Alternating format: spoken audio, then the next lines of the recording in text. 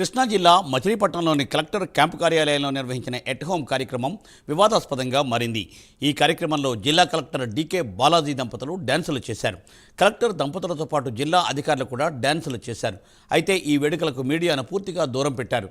ప్రస్తుతం అయితే డ్యాన్స్ వీడియోలు బయటికి రావడంతో ఇప్పుడు అవి వైరల్గా మారాయి.